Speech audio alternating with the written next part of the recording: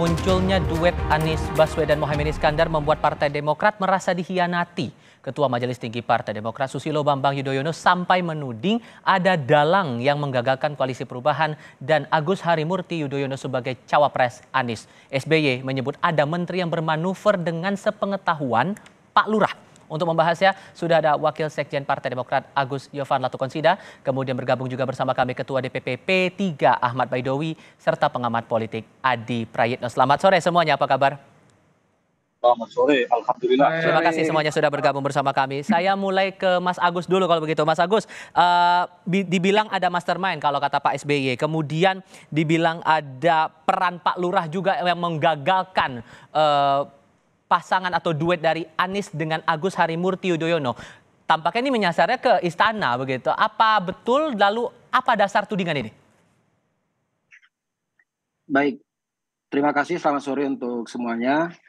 Mungkin saya sedikit mengulang saja beberapa poin yang disampaikan Pak SBY selaku Ketua Majelis Tinggi Partai kami tadi malam.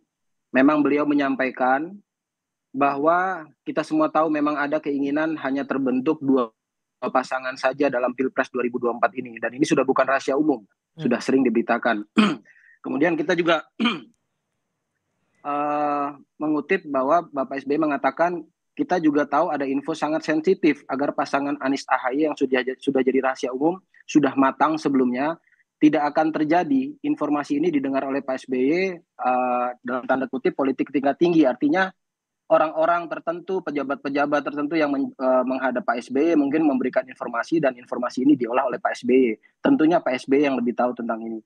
Namun dari kami Partai Demokrat, memang secara umum kami katakan kilas balik kami selama mengikuti proses Pilpres 2024 ini terlalu banyak batu sandungan yang bisa katakan ya ada kaitannya dengan istana. Contoh paling gampang, sejak awal diupayakan bagaimana caranya Demokrat diambil alih oleh Pak Muldoko waktu itu. Ini sudah kita bahas lama sekali dan pernah langsung Mas AHY menghadap Pak Jokowi di Istana Bogor menanyakan tentang hal ini. Dan saat itu pas bertemu Pak Jokowi mengatakan tidak tahu menahu. Yang mungkin benar adanya tidak tahu menahu. Tapi kemudian setelah muncul berita Pak Muldoko hadir dalam KLB di Sibulangit Deli Serdang, kemudian artinya ini sudah terbuka kepada publik, namun nyatanya tidak ada juga tindakan apapun yang diambil oleh Pak Jokowi. Jadi wajar apabila kami mengatakan ada pembiaran. Itu salah satu contohnya kalau kita flashback ke belakang. Tahan sampai di situ dulu Mas. Tapi Pak SBY juga sempat menyampaikan ada menteri yang bermanuver dengan sepengetahuan Pak Lurah. Nah, kita coba dengarkan kembali pernyataan Pak SBY kemarin saat rapat dengan Majelis Tinggi Partai Demokrat. Menteri sekarang ini, menteri masih aktif dari Kabinet Kerja Pimpinan Presiden Jokowi, secara intensif melakukan lobby, termasuk kepada Partai Demokrat, dengan menawarkan, mengajak membentuk koalisi yang baru. Koalisi Koalisi Demokrat, PKS dan P3. Yang bersangkutan mengatakan, yang disampaikan itu, inisiatif ini sudah sepengetahuan Pak Lurah. Kata-kata sang menteri. Disebut ada mastermind, kemudian ada sepengetahuan Pak Lurah, disebut juga ada menteri yang bermanuver di sini. Dari perspektif Anda, Mas Adi, ini menyasar ke siapa ya? Ya, saya kira sudah jelas. Yang disebut oleh SBY itu adalah Sandiaga Uno, Bapilunya P3, partainya Bang Ahmad Baidowi. Karena kan secara eksplisit sudah terang benderang bahwa Sandi itu kan memang mengajak Partai Demokrat dan PKS ya, karena kemungkinan poros perubahan itu bubar sebagai upaya untuk membentuk poros politik yang baru. Tapi itu kan justru bagus, ingin menyelamatkan Partai Demokrat dan PKS supaya tidak kehilangan muka di poros perubahan. Artinya itu masih memungkinkan soal bagaimana membangun solusi, bahkan satu wacana yang menurut saya cukup serius di mana Sandiaga Uno bisa berpasangan dengan AHY, andai ketiga partai ini bersepakat. Yang kemudian mengintervensi dan kemudian misalnya ada mastermind supaya AHY dan Anies itu gagal, bagi saya bukan dalam konteks yang dituduhkan oleh Pak SBY ya, bahwa yang mengganggu ini misalnya adalah Sandiaga Uno. Bukan. Justru yang ingin ditegaskan sebenarnya oleh kita semua, yang sebenarnya menggagalkan cawapres AHY untuk mendampingi Anies itu adalah Surya Paloh dan Anies Baswedan, bukan yang lain. Jadi ada dua konteks yang berbeda. Satu sisi memang harus dikatakan, yang nolak AHY itu kan Anies, yang nolak AHY itu Nasdem. Bukan ada kaitannya dengan menteri yang dianggap berdansa dan bermanuver direstui oleh Pak Lurah. Bahkan Sudirman Said mengatakan alasan tidak memilih AHY itu karena dianggap karbitan, cuman mantan kopral, tidak macam-macam lah ceritanya. Ya. Bukan karena ada intervensi yang lain. Makanya di berbagai kesempatan saya selalu mengatakan poros perubahan ini bukan dijegal, tapi menjegalkan diri satu sama yang lain. Oke. Saya kira teman-teman Partai Demokrat juga paham bahwa AHY sejak awal memang ditolak oleh Surya Paloh dan Nasdem untuk menjadi bagian dari Baik. wakilnya. Nah, yang kemudian dikait-kaitkan itu adalah ketika Demokrat, ketika PKS ini agak sedikit galau, karena Anies itu sangat mungkin berpasangan dengan Muhaimin Iskandar, kedua partai ini kan dispekulasikan apa langkah politiknya. Ya. Disitulah kemudian muncul Sandiaga Uno sebagai politisi P3 mencoba untuk membangun opini soal kemungkinan terbentuknya poros yang keempat, P3, Demokrat, dan PKS. Kalau ketiga partai itu bersepakat. Ya, soal siapanya kan tanya Pak SBY. Mas Adi kan menduga-duga melihat fenomena politik yang ada. Dan itu ya sah-sah saja. Sebelum mendaftar ke KPU, ya boleh orang melakukan lobby-lobby politik. Cuman yang perlu saya garis bawah, ini kan seperti ini. Ada istilahnya saya yang gagal, yang disalahkan Mas Adi. Itu kan nggak fair. Gitu. Itu yang tidak fair. Apalagi tadi disampaikan bahwa ada menteri. Tapi Pak SBY nyebut Menteri Kabinet Kerja. Kabinet Kerja itu 2014-2019. Yang sekarang itu Kabinet Indonesia Maju. Itu satu. Yang kedua, tadi Agus Johan mengatakan ada penggiringan untuk skenario 2 capres. Nyatanya kan tidak. Disampaikan Pak SBY ada upaya untuk menggiring poros baru. Kalau ada poros baru kan berarti kan bukan 2 pasangan capres. Nah, saya kira kalau kemudian koalisi perubahan itu tidak berlanjut, ya itu jangan salahkan yang lain. Berarti komitmen politiknya tidak tuntas. Apalagi ini temannya Mas Jovan juga semalam konfres siapa Iftitah Sulaiman atau siapa itu menyebutkan bahwa nama Caimin sudah muncul sejak Desember 2022. Nah, ini kan saling bantah di antara satu sama lain. Nah, menurut saya kita lihat ke depan. Kan memang sudah jodohnya Demokrat dengan Nasdem. Mau apa lagi? Sebelum memang memungkinkan untuk berubah masih mungkin. Tapi kan kalau sudah deklarasi, kemungkinan untuk berubah lagi pasangan Anies Muhaimin itu agak sulit. Kan sudah dideklarasikan tadi di Surabaya. Nah, ayo ke depan, siapapun capresnya, siapapun pasangannya, kita lihat ke depan, kompetisi secara sehat. Baik. Jangan sampai nanti kelemahan-kelemahan diri kita itu dibebankan kepada orang lain. Baik. Itu tidak fair. Oke. Dan terjadinya Anies Muhaimin dan bubarnya koalisi perubahan tidak kiamat kok secara politik. Baik. Masih banyak alternatif yang bisa dilakukan. Oke.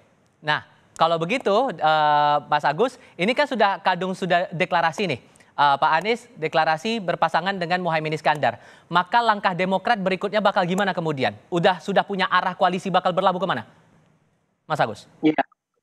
Kalau kita bicara arah koalisi ke depan, ya yang pasti dalam ADRT kami mengatur itu wewenangnya ada di Majelis Tinggi Partai. Dalam hal ini ketuanya Pak SBY, wakilnya Mas AHY langsung. Jadi memang seperti yang kami katakan dalam beberapa talk show juga dengan media-media lain, biarkanlah ini 2-3 hari ke depan menjadi masa indah dulu untuk kami mengamati situasi politik ke depan, baru bisa menentukan langkah. Memang kalau kita lihat kenyataan di lapangan, ya saat ini capres dari 3 capres itu yang ada tersisa hanya koalisinya Pak Ganjar dengan koalisi Pak Prabowo. Tapi tadi juga dari awal sudah dibahas, tidak menutup kemungkinan kalau ada koalisi baru, poros koalisi baru, misalnya Demokrat, PKS, P3. Tapi kenyataannya sampai hari ini PKS mengatakan dia masih mendukung Anies, masih ada dalam koalisi perubahan. Artinya poros baru ini pun masih blur masa depannya.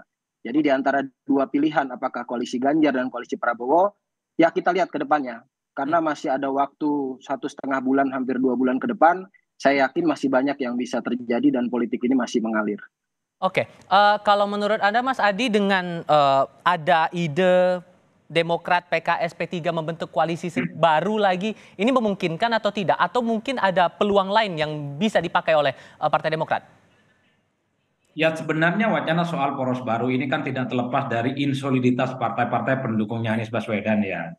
Saya justru melihat ini kan bangunan-bangunan narasi yang berkembang entah siapa yang bicara. Kalau saya mendengar statementnya Sandi justru ingin merangkul PKS dan Demokrat itu untuk menjadi bagian dari koalisinya pendukung Ganjar Pranowo, Mas. Karena, karena kalau dilihat kecenderungan rata-rata membentuk poros politik baru ini kan kemungkinannya agak rumit ya. Pertama, P3 itu selalu menyatakan tegak lurus istiqomah secara politik untuk bersama dengan PDIP mengusung Ganjar Pranowo sebagai capres, sekalipun misalnya P3 itu tidak mendapatkan posisi capres. Itu fix loh sampai saat ini.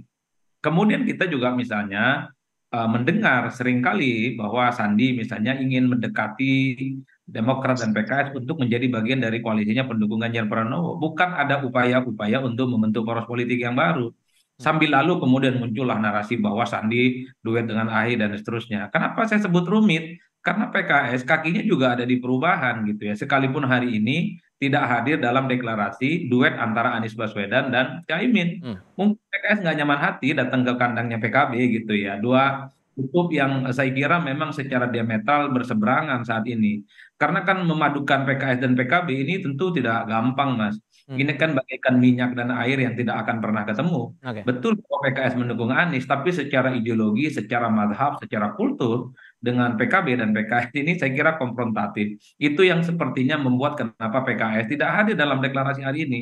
Oleh karena itu, bagi saya membentuk poros politik baru, sekalipun ada kemungkinan, tapi serumit-rumitnya untuk bisa diwujudkan. Apalagi hanya waktu ini kan cuma tersisa kurang lebih 1 bulan 2 minggu untuk pendaftaran ke KPU ya. Saya meyakini sampai lembaran kuda sekalipun, nah ini istilah yang dipakai SBY, rasa-rasanya poros yang baru ini agak sulit untuk diwujudkan. Oke, kalau begitu untuk posisi P3 sekarang nih, karena sekarang Demokrat masih belum memutuskan apakah kemudian akan membuka komunikasi ke Demokrat untuk mungkin bergabung dengan koalisinya P3 bersama dengan PD Perjuangan, atau mungkin ada langkah-langkah lain, karena PKB juga sudah membuat langkah sendiri. Ya, P3 tetap berpedoman pada hasil Rapimnas 5 dan hasil Rapimnas 6. Yakni yang mendukung Pak Ganjar dan bekerjasama politik dengan PDIP. Terus memutuskan tadi sebagai cawapresnya Pak Ganjar. Selama itu belum dicabut oleh forum yang serupa, itu masih mazhab politik kita masih bekerja sama politik dengan PDIP. Adapun kalau komunikasi politik kami lakukan dengan Partai Demokrat, dengan Partai PKS, kita kan di fraksi biasa ketemu ngobrol-ngobrol. Barangkali mereka bisa diajak ke koalisinya Pak Ganjar. Seumpamanya tidak berkoalisi, ya nggak masalah juga. Misalkan Mas Jovan kembali lagi ke Pak Anies, silahkan. Mau ke Pak Prabowo, monggo. Bergabung dengan P3, silahkan. Adapun opsi-opsi tadi yang disampaikan ada poros baru, sampai sejauh ini P3 belum berpikiran ke arah sana secara serius. Karena kita masih terikat mekanisme partai yakni melalui forum Rapimnas. Selama Rapimnas belum diubah hasilnya, tetap bagi kami dengan PDI Perjuangan. Kita tegak lurus kalau kata Mas Adi. Tegak lurusnya kepada siapa? Kepada konstitusi partai. Karena kita ini berorganisasi, ada mekanismenya. Gitu. Baik. Oke, terima kasih banyak Mas Agus untuk diskusinya kali ini. Mas Awi juga terima kasih. Mas Adi Praetno juga terima kasih sudah berdiskusi bersama kami. Selamat sore semuanya. Terima kasih. Sore.